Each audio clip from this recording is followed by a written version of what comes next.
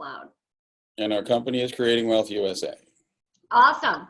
So Maria Lynn Johnson here. Hi, everybody. And this is a member spotlight. I am here with Augie Bylott. Hi, Augie.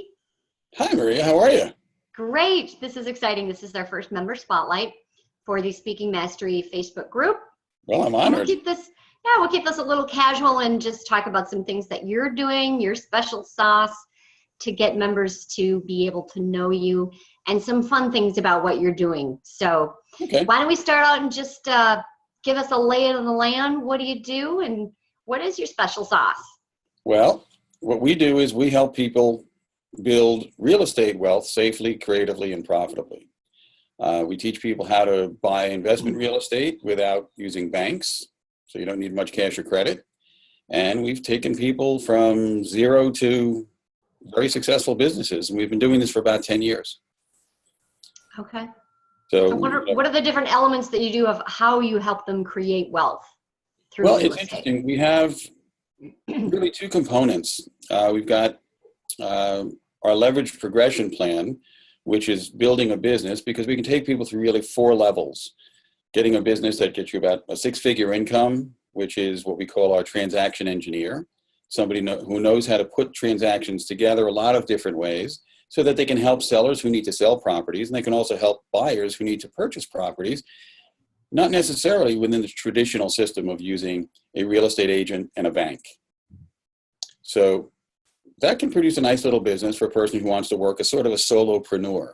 Mm-hmm. You had a teaching video on about that. I saw that. That was interesting. Yeah, as a matter of fact, we did a Facebook Live just yesterday on one of our techniques. We teach a program called Scope, which is 5 different ways to buy without cash or credit. And it's in for seller financing. You can use cash, but it doesn't have to be your cash. And when you use cash, you usually get a big discount. You can use options to simply control property. You can use private money. And that's one of the things that we do with a lot of people. We help people build their retirement accounts that may not want to be involved in real estate at all, but they make perfect private lenders. They're good financial planners. So we share some of our profits with them in the form of interest. Okay. And then the final way is what we talked about yesterday, as a matter of fact, on our Facebook Live, which is using existing financing. So there's a lot of good strategies out there that people just don't know about or aren't aware of. Yeah. And so we invite people through our newsletter. We invite them through, we have a Facebook group that's got about 1,600 members. It's called Transaction Engineering Full Time. And so it's been a lot of fun. And the coolest thing is that 12 years ago, none of this even existed. Yeah, you're pretty good at what you do. And you've got an interesting background around this. So before we get into the other side of your background, how did you get into the financial real estate part? Well, I was a banker for 22 years. Okay. And interestingly, I didn't do anything with real estate in the banking business, but back in the mid 80s, we went through kind of a financial panic at our institution, and all the senior guys in the sales organization were freaking out because they couldn't do any more traveling, except for this one guy named Al. And Al is really my inspiration for this whole thing, because Al's sitting there with his feet up on his desk one day, and I walked up to him, and he was the only senior sales guy that would talk to us new kids, the new kids on the block, so to speak. Right. And I said, Al, everybody's freaking out. You're like, Katie Winters, cool, calm, and collected. For those of you old enough to know who Katie Winters was, with Ice Blue Secret deodorant. But anyway, sorry, non sequitur. But I said to Al, why are you so calm? He said, well, I plan to retire in 2 years. I said, Al, you're like what, 42, 44? He said, yeah, I'll be 44. I said, you can't retire at 44. You're supposed to retire at 65. I have no understanding of what's going on here. He said, no, Og, since I joined the bank, in my early 20s after college, I've been buying 1 or 2 houses a year. And I only plan to work another 2 years. So if I lose my job today, it's not really a big deal. I've already replaced my bank income. Wow. And I want to work another 2 years because we'll have enough stuff paid off to have my wife's teaching income replaced. Right. And so whether I work or I don't work, whether I'm awake, asleep, healthy, sick, none of it matters, it's because my there. income comes to my mailbox. I don't even have to go chase it. Yep. So then creating wealth was born inside you at that moment. Yeah, that's what kind of ignited the fire. It took a few more years before I could kind of start putting things together. And then I bought my first property, and that was sort of the start. But the business we have today really began somewhere in the 12 to 15 year ago range. Okay. When I thought I was retiring to Florida. Okay. And I completely failed because I thought I'd buy, one or two houses and do a lot of fishing and golfing. And instead, I found that where a lot of people needed my help to either avoid foreclosure, avoid bankruptcy. Life happens to people, and sometimes real estate becomes a burden rather than a blessing. So with your knowledge, did people start asking you, and then that kind of pulled you in? That's how sometimes people get into what they're doing. Yeah.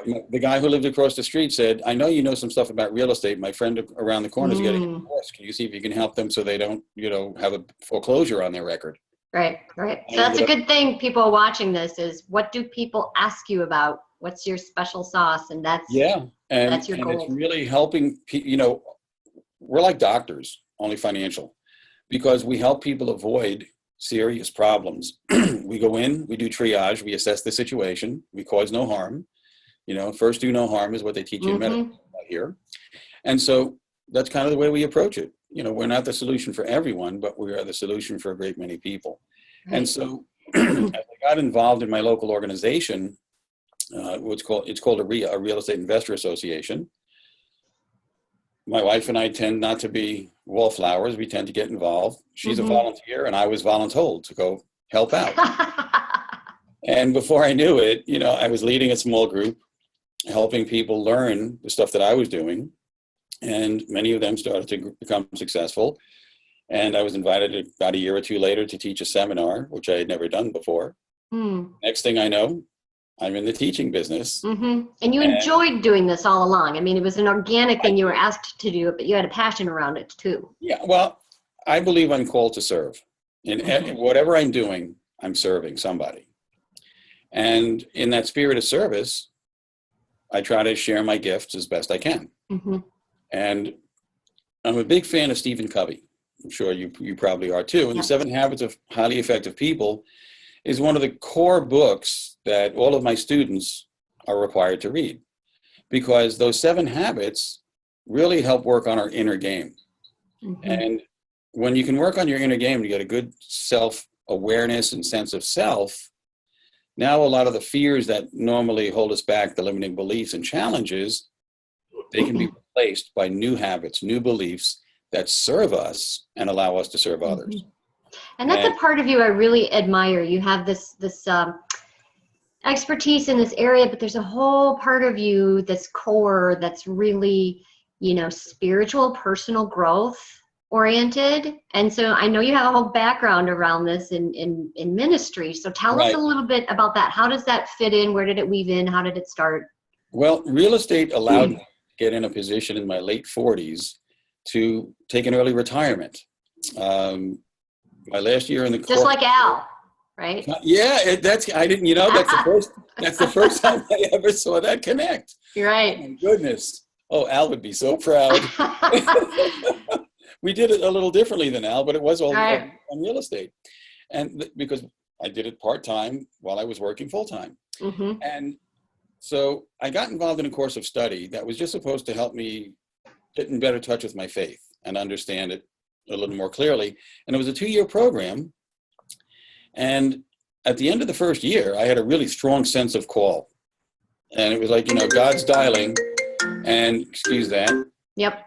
That's God calling. Yeah. Close. We'll get her later. But anyway, I had this sense of call. And so it worked me over pretty good. I talked to my wife and I said, look, this is where we are. We have this big house, which we could sell and make a bunch of money on. We could buy another really great house that would be smaller, less to maintain, and we really wouldn't need my income. What do you think? And she supported the idea. She was doing international consulting at the time, and we ended up moving literally 1.5 miles from where we were. But the profit that we made on that particular property, and we made it tax-free, allowed us to have our next home with no mortgage. That is And, just awesome. and so that was a huge transformation for us, because now when you're not living with that, big monthly nut on your, the monkey on your back, because we were writing, it was like a $5,000 a month mortgage payment, Right. but we could do it, but it was a painful check to write every month. Yeah. Kind of lets you relax. Things. And so, I continued with one more, that second year. And when I completed the course of study, I had to go into an internship. And so I did that, and I ended up, spending 3.5 years doing chaplaincy work and pastoral care work in a 350-bed nursing home, and also in a 300-bed hospital. And so it was interesting, because there is the two things that have contributed most, I think, to my coaching practice was the time I spent in ministry. And now my coaching practice is a ministry for all intents and purposes, because it's about serving. Was that part of my life, take all of banking out of it. And before banking, I was bartending and a musician. And so in the bar business, I heard confessions from usually 2 a.m. to 4 a.m. when last call went out. So, oh my God, it's just kind of interesting the way things evolve. Yeah. And what I love so much about being able to do what I do is that it gets to call on my life experience. And so I get to share that in a way that plants seeds in others, that hopefully they will avoid some of the mistakes and pitfalls that I've, found myself in, and help them to do better. And as I kind of pass that on, hopefully they'll pass some of that on to their circles. And we create, too many people complain about life having a vicious cycle, and I'd rather have a virtuous cycle, because it builds up, and it's empowering, it's uplifting, and it's gives me a lot of sense of fulfillment. And I feel very fortunate to be able to do the stuff that I get to do. Yeah. Yeah. And your attitude and just kind of the energy that you have around all of this just attracts all of this, because you've got such a great, solid approach around all of this. So that's very cool. Yeah. So now let's shift a little bit and talk about speaking. Mm-hmm. So you just did some speaking. Where does speaking fit into what you do, and how has it helped build what you do? Well, speaking is an important component because it's one of the ways that we meet people. I started doing seminars probably 10 years ago, maybe 11 years ago, something like that. And so it started out, I've got a teacher's heart. And so I was happy to share information. I don't worry about competition, and that was one of the things in my local market when I started to teach. Some of the other more experienced investors in the area started getting their noses out of joint because, hey, you're creating all this competition. I said, hey, I've upped my game, up yours. And so it's all about up leveling, because there's no way you can command an entire market. There's always enough. I believe in abundance, and those that believe in abundance tend to do well. Those that believe in scarcity tend to miss opportunity because they hold everything just so tight. And so speaking fits in, and being able to speak correctly rather than properly. Correctly, I think, is one of the things that's helped me over the last few years really increase my level of success. And what I mean by that is I was guilty of a lot of, I'm sure, newbie mistakes, simply because that's not what I ever did for a living. I never had any real training in it. And so I would give people way too much information. They'd finish a seminar, as an example. And, I used to feel it was a compliment when I was told that, hey, man, listening to you is like drinking from a fire hose. I never thought of being on the other end of that fire hose and what would it be like. Right. So information overload is not necessarily a high level of service. Right. I was always afraid to leave them wanting, which meant that I had to continually, if I worked in a single market, I had to continually come up with new material. And I probably teach 20 different seminars, anything from a 4-day down to a half day. And not that I object to that, but it's an awful lot of work, number one. And number two, you need to continue to bring new people into the circle in order to make the circle bigger. I think a lot of us struggle with that, just being service-oriented, heart-centered entrepreneurs. I know I did for a long time. I had the tendency to want to just give everything so that they could have everything they need when they leave. And it's actually a disservice. So how did you learn to sculpt that down? What did you decide to keep in and pull out? How do people do that? Well, it was a struggle because obviously whose material am I cutting out? It's mine. I'm amputating part of my children. Is Right. What it like. It's all good. So what do I take out? Right. Yeah. It's all good. What do I take out? And what I learned was, if you find your core elements, and in a teaching event, you focus on one of those elements and allow people to understand that there are other elements. When you get to the end of the presentation or the end of the day, if you have a product, if you want to be able to put all of this together and find another way to work with me, this might be a great first start. And so we've developed our products in such a way that we have a financial freedom formula, and that's kind of our entry-level program for people that want kind of soup to nuts being able to build that first level, a transaction engineering business. And then we have a leveraged progression plan. So by giving them good training on one particular element, when I speak, that puts me in a position to kind of invite them to the party. And if they want to come, they're welcome. And it's funny, I thank you for your feedback, in the Facebook group. When I posted a question a couple of weeks ago, I've got a 3-minute opportunity in front of what could have been as many as 200 people. It turned out to be like 150, 160. And normally I would have focused, I probably wouldn't have focused. And that was probably issue number one. Right. I would have said, well, I got to get them, to try to talk to me about coaching. But instead, I extended an invitation to a business accelerator strategy session. It's normally a $500 investment, and I was going to do it on a first come, first served basis for the first 25 people who completed the form. Right. So putting in some scarcity in there and a limiter, absolutely. Yep.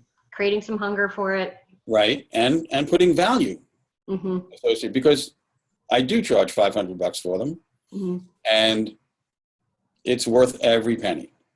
Right. So, my team is now working on getting all of those calls scheduled, because they will do most of them. And you threw in some testimonials too, didn't you, in those 3 minutes? I did. And using testimonials the right way, I think, helped.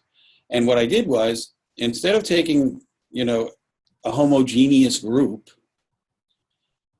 I had 2 men, 2 women, one that just turned 70, who in the last 2 years put $200,000 into his IRA, and it's a Roth IRA, so the money goes in tax-free and comes out tax-free.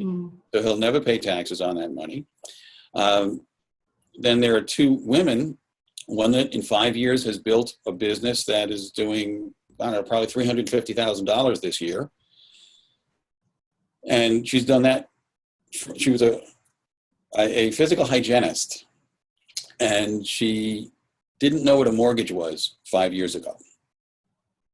Today, she's got a successful business. She's doing joint ventures. She's got a team of 3 or 4 people helping her, grow her business, and she's just tearing it up.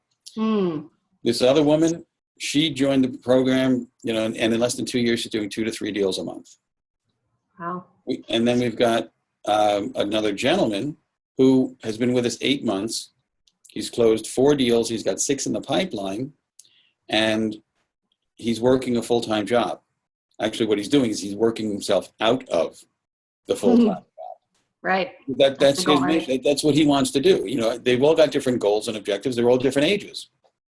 The first guy wants to leave a legacy for his kids. The 2 in the middle, one, she wants to take her kids around the world starting about 3 years from now, when the youngest is 6. Because she's got a 3-year-old, a 5-year-old, and an 11-year-old. But she wants to take the kids, instead of learning about the world on CNN, she wants to show them places. So, she'll have her business built out. She'll have her income streams structured. And she'll have a team in place so that she owns the business doesn't own her. Mm-hmm. So you and I were trained and learned some great skills in this mastermind. Yes, together absolutely. With Lisa Sasevich, and I think some of the members of this group have been in her group as well. Yes. Fabulous techniques and tools. So I'm curious as do you have one signature talk, and how do you adapt that? I know you mentioned you do a number of seminars. Do you adapt all of that into a learning format? And how do you do that? I have focused on the speaking part of the event segment of her program. And what I'm doing with the signature talk is I've had a signature talk for quite a while. It's called the 7 Ninja Secrets of Real Estate Profits. One day I might even do it in black pajamas, but I haven't gotten that. That I got to see. But, what I'm probably going to do is pare that down some. And I've been working at it from the point of view that those 7 secrets tie into different programs that I teach. So I'm going to start to focus more on what she refers to as the deep dish. And do a deep dive into one, introduce all 7, and reference or seed, as she said, because seeding is really important. And our seeding should always be highly intentional. I've been seeding for years because I did a lot of sales stuff when I was younger.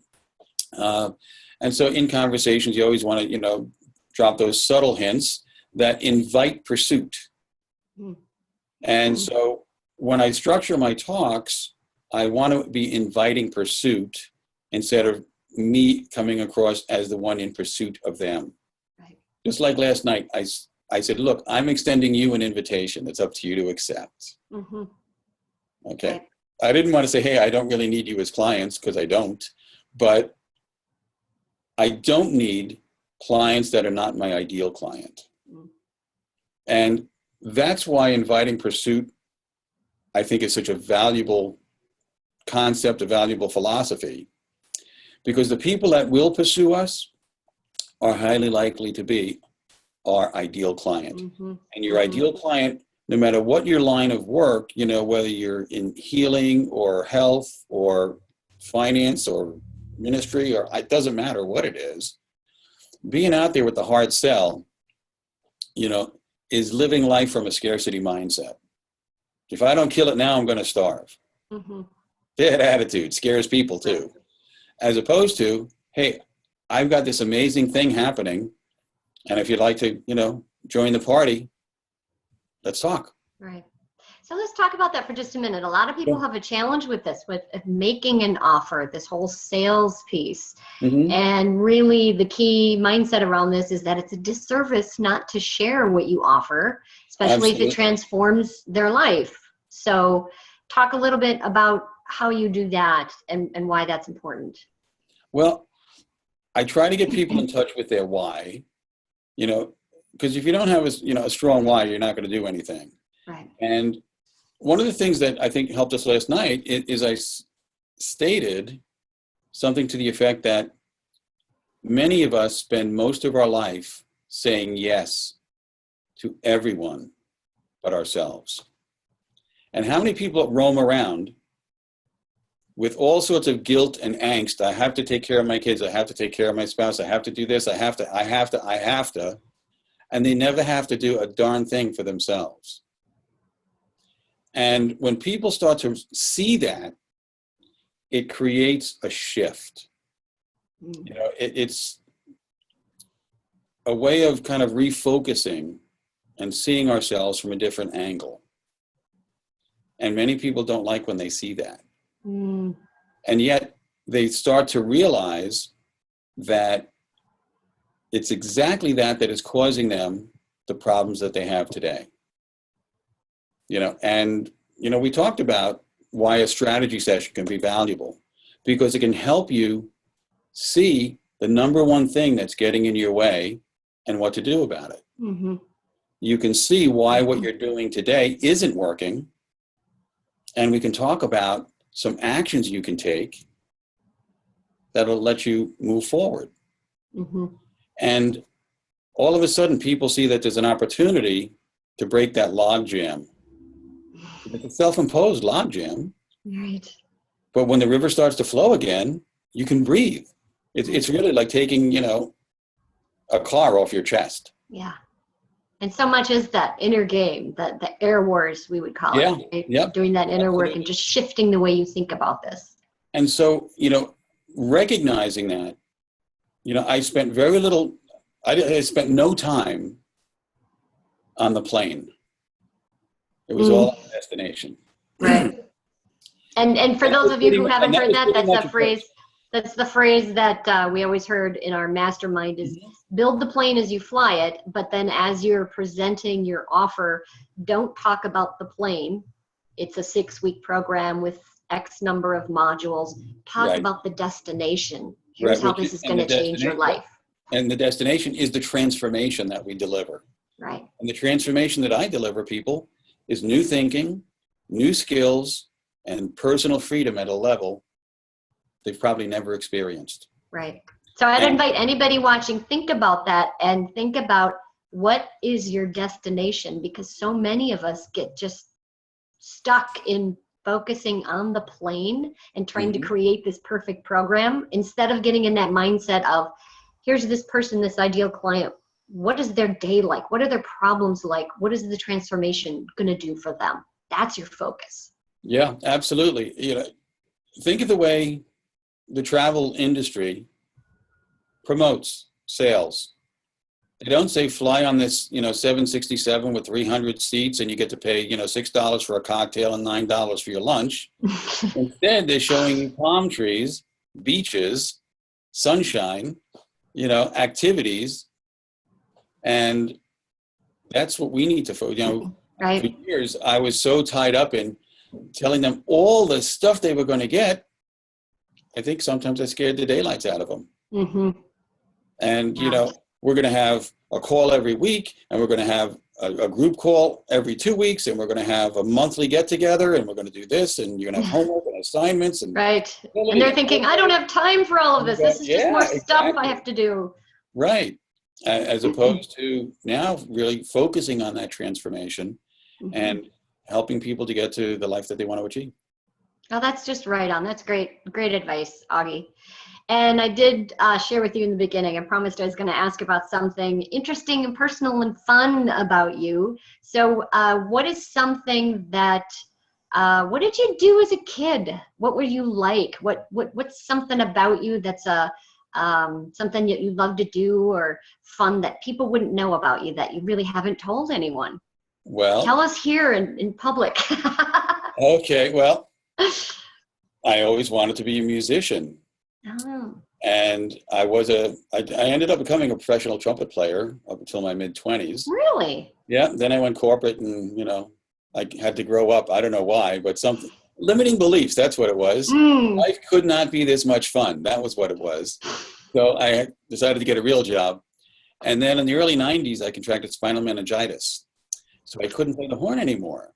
But I played piano for therapy. And at age 63, I recorded my first music video. Really? Oh, you're going to have to share that. It's on YouTube. It's on YouTube. Really? Okay. Yeah, it's just Google Augie Bylott, Junker Fixer Upper. Junker Fixer Upper. Okay. Yes. And the lyrics are all mine. Okay. Okay. Now I'm intrigued. I've got to do that. You'll know who it is as soon as you listen to it. It's a video that we shot, and I did it for a particular event that I was helping to sponsor, but it's out there for the universe to see. Oh, okay. And I realized as a kid, playing the trumpet was good for me simply because I didn't want to sing in public. In second grade, okay, you want the dirt? I'm going to give you the dirt. Oh, good. I haven't Bring it on. had this thought in many years. But in second grade, we had a Valentine's play, and I had to sing Let Me Call You Sweetheart to Susie Cresser. And Susie, if you're out there anywhere, I probably still love you deeply. Oh, my gosh. But she was my first girlfriend. However, my mother, until she died, always told the story. You were up on that stage, you looked in her eyes, and you went, oh, nothing came out. And I mouthed the words to the entire song without a sound coming out. oh my So gosh. I think the reason I became a trumpet player was so I always had something between me and the audience. And now I no longer worry about it. Oh, So poor Susie. Yep. But she was a sweetie. Oh, I love that. That's a great story. So Yep. Is there anything else, just the members of our group sharing together, growing together, going through this journey together? Anything else you want to share? Well, if I can ever have, if you're interested in any of the stuff that I do, because I've talked to a lot of folks from the Sassy group, from our mastermind group, that are making a lot of money and they're trying to figure out what to do with it. Check us out at creatingwealthusa.com. We have events, we have a newsletter called the Intellectual Capital Report, because one of my core teachings is intellectual capital, which is financial literacy coupled with creativity. And when you can start playing with that stuff, it's like real life Monopoly. And it is amazing what we can accomplish with little bits of effort over extended periods of time. Yeah. And money compounds the same way as ideas, knowledge, and skill. So, it's pretty powerful stuff. And it's not nearly as difficult as everyone thinks it is. Yeah. I had a meeting earlier this morning with a new coaching client that's going to be joining our July program. And she said, I want to do what you do. I said, well, are you willing to invest some time? Because I wasn't born doing this. Right. I said, I had to overcome major obstacles. When I was born, I was naked, broke, and did not speak the language.